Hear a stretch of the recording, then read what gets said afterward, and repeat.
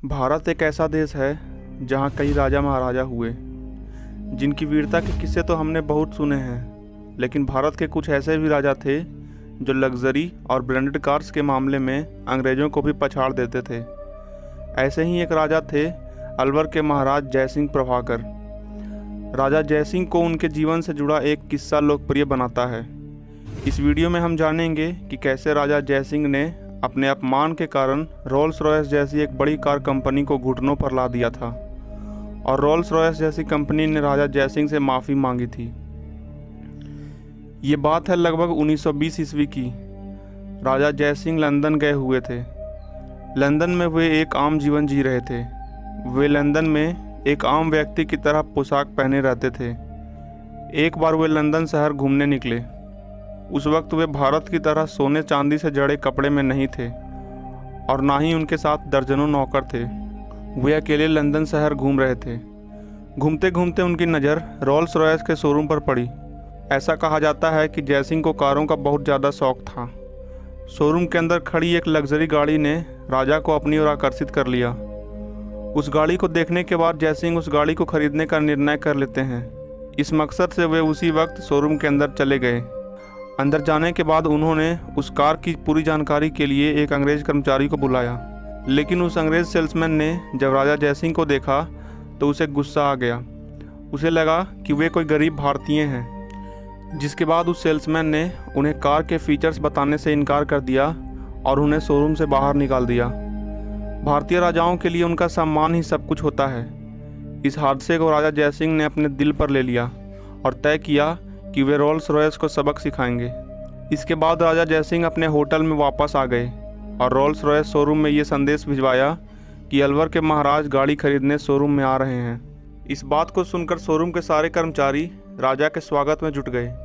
जब जयसिंह शोरूम में पहुंचे तब बिना कुछ पूछे उन्होंने शोरूम से 7 गाड़ियों का ऑर्डर दिया। इतने बड़े ऑर्डर के बारे में जानकर शोरूम के सभी कर्मचारी खुश हो गए और वे जश्न मनाने लगे। लेकिन जयसिंह का खेल तो अभी शुरू ही हुआ था। उन्होंने उन गाड़ियों को जल्द से जल्द भारत भेजने को कहा और साथ में उस सेल्समैन को भी भारत भेजने को कहा।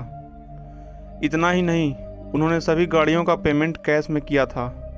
गाड़ियों की डिलीवरी जैसे ही भारत में हुई, उन्होंने तुरंत ही गाड़ियों को नगर पालिका को सौंप दिया और साथ ही आदेश दिया कि आज से इसमें ही कचरा उठाया जाएगा।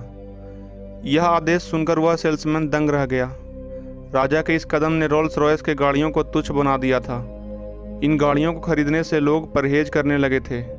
अब सबको लगने लगा था कि जिस गाड़ी में भारत अपना कचरा उठाता है, कोई उसे कैसे चला सकता है।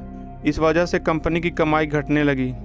रोल्स रॉयस की इस बदनामी को देखकर राजा जयसिंह खुश थे, क्योंकि उनका प्लान पूरी तरह काम कर रहा था। इतनी बदनामी के बाद कंपनी ने अंत में राजा जयसिंह को एक पत्र लिखा, जिसमें कंपनी ने उनसे माफ़ी मांगा और अनुरोध किया कि वे उनकी गाड़ियों में कचरा उठाने का काम बंद करवा दें।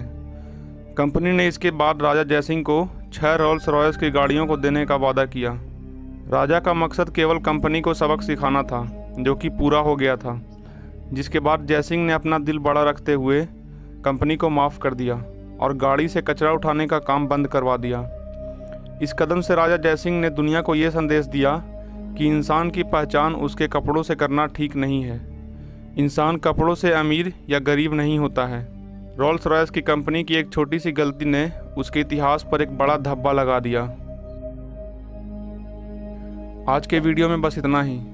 वीडियो पूरा देखने के लिए धन्यवाद। वीडियो देखने के बाद अगर आपको एक भारतीय होने पर गर्व हुआ हो तो वीडियो को लाइक और शेयर ज़रूर करें। और राजा जयसिंह के इस कदम के बारे में आपकी क्या राय है, हमें कमेंट में ज़रूर लिखें। इसी तरह के वीडियोस भविष्य में देखने के लिए हमारे चैनल को सब्सक्राइब करके बेल नोटिफिकेशन को ऑन कर लें। मिलते हैं अगली वीडियो में। जय हिंद, वंदे मातरम।